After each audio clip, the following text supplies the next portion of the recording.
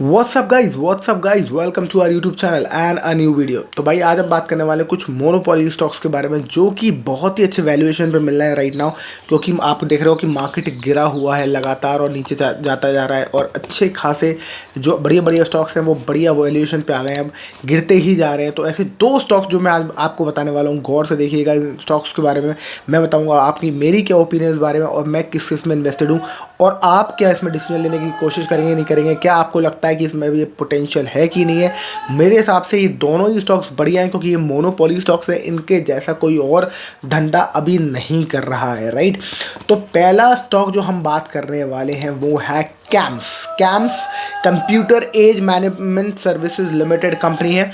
और ये कैम्स करती क्या है, कैम्स एक बेसिकली सारा डिजिटलाइजेशन का काम दिख रही है। तो जो भी आप म्यूचुअल फंड्स और जो ये सब जो आप खरीदते हो डिजिटली, जो आपको म्यूचुअल फंड्स अलॉट हो जाते हैं, ये सारा जो डिजिटली जो सारा काम हो रहा है ये कैम्स कंपनी कर रही है। इसके अलावा कोई कंपनी नहीं है जो ये बिजनेस कर रही है। अब आपको क्या लगता है ये काम बढ़ेगा या कम होगा? अब आप ये खुद सोचो, लोगों का इन्वेस्टमेंट अभी जो पार्टिसिपेशन है स्टॉक्स में और म्यूचुअल फंड्स में बहुत कम है। अमेरिका में ये 50-60% है और हमारे यहाँ अभी ये 4-5%, 5% तक पहुँचा है धीरे धीरे। आफ्टर कोविड थोड़ा सा बढ़ा है और जितना अवेयरनेस जो फाइनेंशियल इन्फ्लुएंसर्स ने उन्होंने फैलाई है उसकी वजह से थोड़ा बहुत बढ़ा है, पर इतना नहीं बढ़ा। अभी पेनिट्रेशन बहुत ज़्यादा बाकी है रिटेल इन्वेस्टर्स का। जिस दिन हमारे रिटेल इन्वेस्टर्स 20-25% बढ़ जाएंगे, सोचो कैम्स के पास कितना बड़ा बिजनेस और कितना बड़ा मार्केट है आगे केटर करने को। इसलिए मुझे लगता है कि ऐसे स्टॉक्स में आपको ज़रूर इन्वेस्ट करना चाहिए जिनकी खुद की मोनोपोली हो और कोई दूसरा कंपटीटर ना हो। तो एक बार मेरे सामने स्क्रीनर.com, आप भी खोल सकते हो स्क्रीनर.in, उस पर आप मेरे सामने कैम्स का खुला हुआ है शेयर और देखते हैं उसको कि क्या कहानी आ रही। तो भाई करंट प्राइस इसका 3,000 रुपये हो गया है और हाई इसका 5,000 था। मतलब 5,000 से 3,000 रुपये हो गया, 5,368 रुपये था हाई और 3,100 हो गया। मतलब काफ़ी बढ़िया करेक्ट हो गया है। स्टॉक का जो पी है वो 36 कम हो गया है। स्टॉक का पी पहले ज़्यादा था, जो 36 थोड़ा सा अभी भी महंगा लग रहा है। क्या आप इसमें वेट करना चाहेंगे? That will be your call completely. पर आप अभी देखो, ये सबसे दुनिया का सबसे बड़ा ट्रांसफ़र एजेंट और रजिस्टर बन गया है इंडिया का, जो आपको म्यूचुअल फंड्स में अलॉटमेंट देता है और जो आपका सारा जो रिकॉर्ड डेटा यही रखता है, सारा मैनेज यही करता है। कंपनी की ग्रोथ की देखा जाए तो ROE बहुत ही तगड़ी है। ROC ही 49% और ROE है 40%। मतलब 40% दोनों ROE पहुंच रही हैं। फेस वैल्यू है 10। जब भी कंपनी स्प्लिट होगी तो फेस वैल्यू कम हो जाएगी, तो ये आपके पास बढ़िया है। फेस वैल्यू 10 है तो कोई टेंशन भी नहीं है। 15,000 करोड़ की मार्केट कैप है इसके सामने। मतलब जो अभी राइट नाउ 15,000 करोड़ की मार्केट कैप एग्जिस्ट करता है। स्क्रीनर.in की माने तो इसका प्रोज देखें, company is almost debt free. Company बहुत ही बढ़िया ट्रैक रिकॉर्ड पे चल रही है। ROE की टर्म्स में 43% और कंपनी बहुत ही बढ़िया हेल्दी डिविडेंड दे रही है 66% का। तो ये बहुत बढ़िया चीज़ लगती है मुझे। और कॉन्स देखेंगे तो कॉन्स कुछ है ही नहीं। एक ही कॉन है कि थोड़ा सा महंगा लग रहा है। Stock is trading eight 15.7 times the book value से थोड़ा सा ज़्यादा महंगा है। पर आप अगर इसको और वेट करते हैं तो हो सकता है मेरे दोस्त यहीं से वापस घूम जाए और वापस अपना नए आयाम पकड़ने लगे। क्योंकि एक बहुत बड़ा लार्ज कैप कंपनी तो नहीं है, तो उसमें अभी भी पोटेंशियल बहुत ज़्यादा है भागने का। हो सकता है यहाँ से थोड़ा सा क्या कहते हैं ये नीचे जाए, कंसोलिडेट हो। तो मैंने क्या किया है कि मैंने थोड़ा सा कैम्स अब ख़रीदा है जाके, और जैसे जैसे ये गिरेगा तो मैं थोड़ा सा और इसको बटोरता जाऊँगा। इसके लिए मैं अपना अपना अपना आपको बता दिया कि मैं क्या कर रहा हूँ। इसके लिए एक बार इसका नेट प्रॉफिट देखें हम, प्रॉफिट बढ़ रहा है कि कम हो रहा है। अब आप ये देखो प्रॉफिट लगातार बढ़ रहा है। 2013 में 65 करोड़ था, आज 601 करोड़ है। और मार्च में 2024 में 481 था। मार्च 2024 में 481 था, अभी तक 601 हो चुका है। मार्च 2025 तक अभी एक ये महीना बाकी है तो और ज़्यादा बढ़ जाएगा, तो 601 हो चुका है। लगातार स्पीड से इसका प्रॉफिट, ऑपरेटिंग प्रॉफिट बढ़ता हुआ बहुत ही बढ़िया उसमें मुझे वो दिख रहा है। अच्छा, अब इसमें देखा जाए तो भाई सारा माल किसके पास है? सारा माल ही जो है वो FIIs के पास है। कमाल की बात है, ये ऐसी कंपनी है जिसमें ऑपरेटर खाली हो चुका है अपना माल बेच के। ऑपरेटर के पास 0% है और FIIs और DIIs मेजॉरिटी इसका माल पकड़ के बैठे हैं। FIIs के पास है 57% स्टेक्स और DIIs के पास है 17% स्टेक्स, 17। और अगर आप देखो तो दोनों FII और DII ने लगातार इसमें ताबड़तोड़ बढ़ाई है। मतलब आप देख रहे हो 2022 में FIIs के जो स्टेक्स थे वो 28% थे और अब 57% है। लगातार बढ़ते जा रहे हैं, ऐसा भी नहीं कि बीच में कभी कम किए हो फिर ज़्यादा किए हो, लगातार भाग रहे हैं। सेम इज विद DIIs, लगातार इसमें बढ़ाते जा रहे हैं। बीच में ज़रूर 23% तक 2023 में DIIs ने कर दिया था, उसके बाद अब हल्का हल्का माल अपना बेच रहे हैं। और बेच रहे हैं तो कौन खरीद रहा है? FIIs।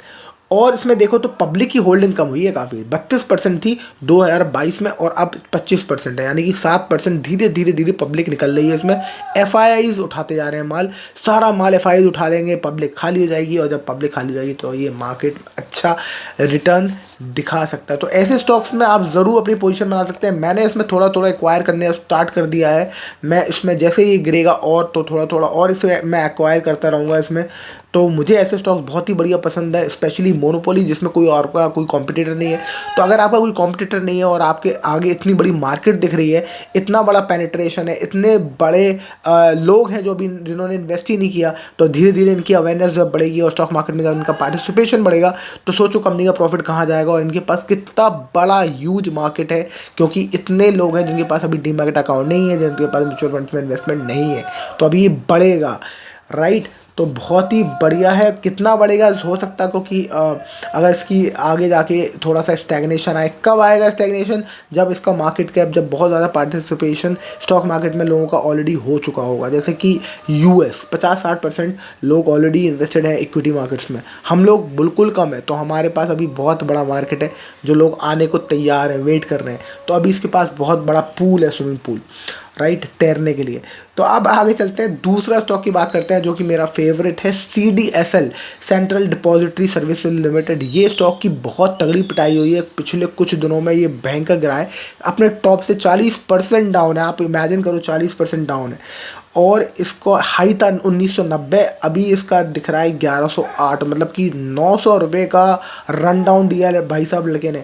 और 811 तो इसका लो है, 811 और 1108 का भी ये ट्रेड कर रहा है। इस स्टॉक का प्राइस टू अर्निंग रेशियो 41% है, अभी भी थोड़ा सा ज़्यादा है। तो क्या कर सकते हैं आप? थोड़ा बहुत माल स्टार्ट कर सकते हैं अब खरीदना। फेस वैल्यू है 10, कभी ना कभी स्प्लिट होगी तो मज़े आएंगे। ROE देखें एक बार दोबारा, मैं वही बता रहा हूँ आपको। ऐसे स्टॉक्स हैं, पहली बात तो सेंट्रल डिपॉजिट CDSL, जहाँ आपके इनका एक क्या कहते हैं, इनका भी एक मोनोपोली है बिजनेस में। ये करते क्या है ये बताता हूँ मैं आपको। Services to all the market participants, exchanges, clearing corporations, depository participants, issuers और इन्वेस्टर्स, ये सारा डॉक्यूमेंटेशन जो डीमैट के रिलेटेड होता है, जो सर्विसेज वो देते हैं आपको, आपके स्टॉक्स कहाँ रखेंगे जाएंगे, वो डीमैट अकाउंट में रखे जाएंगे और उसको हैंडल कौन करेगा? CDSL और NSGL। तो CDSL और NSGL दो ऐसी कंपनीज है जो इसको हैंडल करती हैं। और सबसे ज़्यादा जो स्टॉक्स, सबसे बड़ा जो क्या कहते हैं चंक है, वो CDSL के पास है सबसे ज़्यादा स्टॉक्स को मैनेज करने का। तो ये आपकी सिक्योरिटीज़ सारी जो इसको हम स्टॉक्स कहते हैं उसको मैनेज करते हैं। तो आप इसमें देखो इसका ROC कितना बड़ा है, ROC है 40%, ROE है 31%।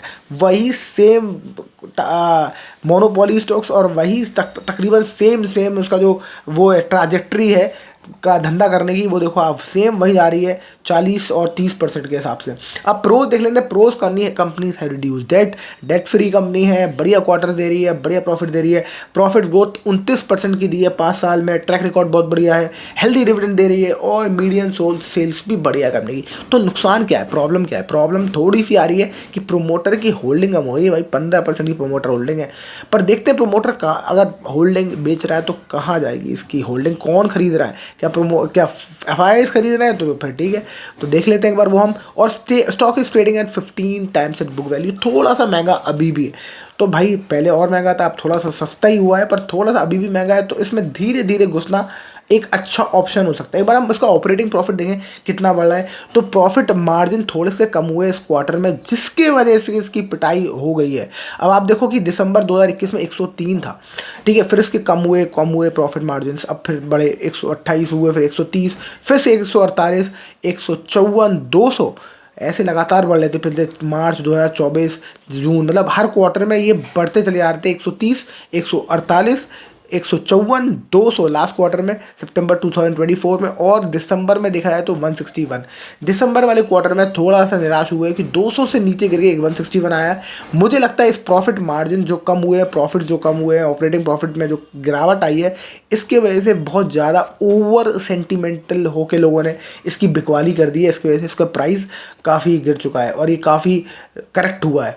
अगर आप देखो इसको ऑपरेटिंग प्रॉफिट देखो ईयर ऑन ईयर बेसिस, तो लगातार बढ़ा है मेरे भाई। 2023 में 13 में 36 था और आज 666 जा रहा है। हर सालाना उसके उस पर देखो, अभी मैंने आपको क्वार्टर भी बताया था, और ये सालाना देखे तो लगातार बढ़ रहा है मेरे भाई। इसको लगातार बढ़ रहा है, किसी भी साल ये कम नहीं हुआ है, इनफैक्ट बढ़ता ही जा रहा है। थोड़ा सा 2020 में कम हुआ था 89, ऑब्वियसली बात है, लोगों ने कम ट्रेडिंग करी होगी, कम लोग भाग गए होंगे डर से, तो लोगों ने कम स्टॉक्स में पार्टिसिपेट किया, इसलिए 89 है पास। उसके बाद तो ये पीछे नॉन लुकिंग बैक है, लगातार बढ़ रहा है। अभी टिल डेट इस ईयर का मार्च 2025 का ख़त्म होगा, मार्च 2025 में, उसके लिए ये 663 करोड़ पे खड़ा हुआ है एज़ कम्पेयर टू मार्च 2024 का जो कि 488 था। तो मतलब बहुत ही अच्छी जंप है। एक बार देख लें कि हम बात कर रहे थे प्रोमोटर होल्डिंग की, प्रोमोटर क्यों बेच रहा है माल, तो प्रोमोटर के पास माल कम है तो कहाँ जा रहा है। ओके, तो इसमें थोड़ा सा इशू मुझे अब दिख रहा है, क्योंकि प्रोमोटर का माल तो ख़त्म होता जा रहा है। 15% प्रोमोटर के पास बचा है। एफआईआईज की ठीक ठाक होल्डिंग है 17% की। डीआईएस इसमें अपना माल बेच रहे हैं। 35% डीआईएस लेके बैठे थे 2022 में, अभी इन्होंने 19% कर दिया। लगातार क्वार्टर ऑन क्वार्टर जो हमारे लोकल इन्वेस्टर्स हैं इसमें ये माल बेच रहे हैं। और कौन उठा रहा है? एफआईआई लगातार इसमें अपनी इन्वेस्टमेंट बढ़ा रहे हैं, डीआईएस बेच रहे हैं। और दूसरा जो कोई आदमी जिसके पास अच्छी होल्डिंग है वो है पब्लिक के पास 48% इसकी होल्डिंग है भाई। बहुत मोटा पब्लिक होल्डिंग लेके बैठी है इसमें। क्योंकि पब्लिक की होल्डिंग बहुत ज़्यादा है तो मैं इस स्टॉक से बचना पसंद करूंगा। मैं वेट करूंगा, अगर पब्लिक इसमें से निकलती है, अगर इसमें और बिकवाली आती है और पब्लिक निकल के एफआई इसमें जब घुसने लगेंगे और पब्लिक की इसमें होल्डिंग कम हो जाएगी, तो मैं इसमें ज़रूर घुसना पसंद करूँगा। तो आप क्या करना पसंद करेंगे ज़रूर बताएं। ये दोनों मोनोपोली स्टॉक्स हैं, इनका बिजनेस बहुत यूनिक है और बहुत ज़्यादा इनके कॉम्पिटिटर किसी के भी नहीं है। तो आप क्या पसंद करते हैं, इसमें कौन से वाला कैम्स या फिर आपको सीडीएसएल कौन सा बेटर लगेगा? आप स्टॉक मार्केट जब इन्वेस्ट करते हो स्टॉक मार्केट में, तो स्टॉक मार्केट के ही जो सर्विसेज हैं उसमें अगर आपने स्टॉक पार्टिसिपेट नहीं किया तो फिर किस में पार्टिसिपेट किया? फिर क्या करेंगे? आप एक्सचेंज में पार्टिसिपेट करेंगे, एनएससी या बीएससी का स्टॉक खरीदेंगे, वो भी उसका भी एनालिसिस करेंगे किसी दिन। तो that's it for this video. I hope you like the video. If you like share subscribe and I will see you in the next video. Thank you so much for watching. Bye bye.